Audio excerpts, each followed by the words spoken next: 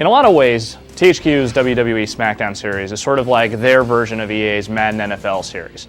It's released on a yearly basis, and it's easily their most popular franchise they have. Also, much like Madden, every once in a while, the series just kind of goes through something of a transition year. This year's WWE SmackDown vs. Raw is definitely a transition year. They've added online play as well as a few new gameplay upgrades and a couple of little mode additions. However, none of the gameplay upgrades are really that significant a boost over the already great game engine that was introduced last year, and the online play leaves a whole lot to be desired. Most of the additions that have been made to this year's gameplay engine are pretty incremental, but they're neat. They sort of add to the basic flow of the match, make it more realistic, like an actual TV bout. If you start a match between like a good guy and a bad guy, chances are you're going to get into some sort of little tiff at the beginning. You'll basically be presented with a sort of timing-based button-pressing mini-game where, like, so if it's a test of strength, the first one to press X gets the first boost on the test of strength. Or if it's a shoving contest, basically you're given a meter, kind of like the kick meter in Madden NFL. These also come into play during the actual game, like with chop battles, so you'll be going back and forth chopping each other. There's also a little spanking contest in the bra and panties match that's kind of the same thing. While these might seem like they were kind of distracting, actually they're a really nice addition. There's also a new meter system that sort of plays to the personalities of the wrestlers. Like if a guy's a real good guy, he'll have a sort of good guy meter, and if he's evil, then he'll have a heel meter. Basically, by performing things that play to your character's personality, the meter will build.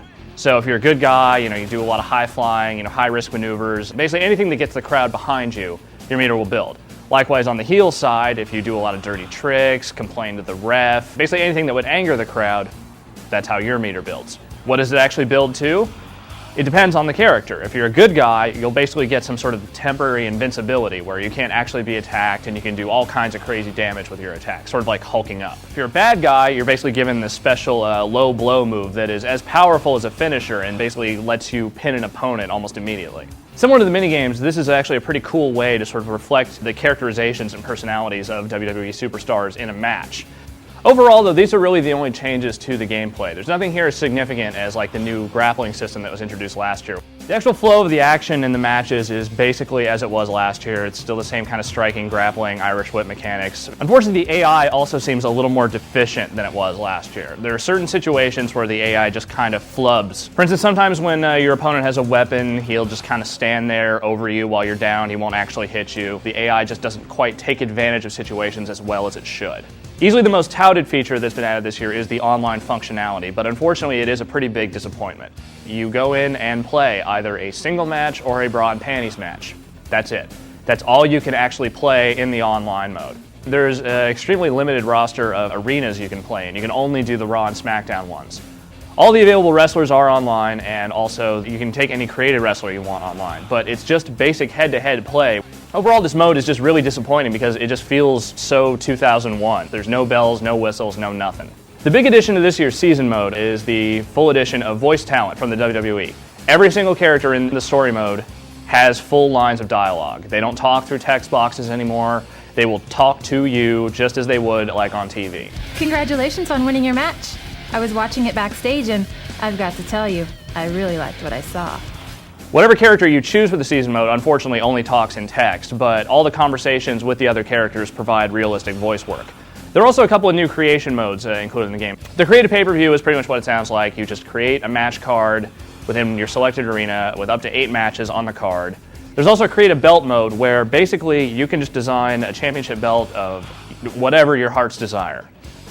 The roster for this year's game is significantly scaled back from last year's title. There's only just over 40 wrestlers in the game. All the main carders are there, all the guys you would expect. There are a lot of lower card wrestlers like Billy Kidman and Orlando Jordan that just didn't make it in. There's also some legendary wrestlers included in the game just like last year. They're nice to have, and they actually have their authentic entrances this year, but if it had been the difference between getting the legends and maybe, just making them creatable and adding in some more real wrestlers, that might have been a more preferable option. All the match types you've come to expect from a SmackDown game are here. In fact, every match type from last year's game is here once again. Everything from bra and panties to Elimination Chamber.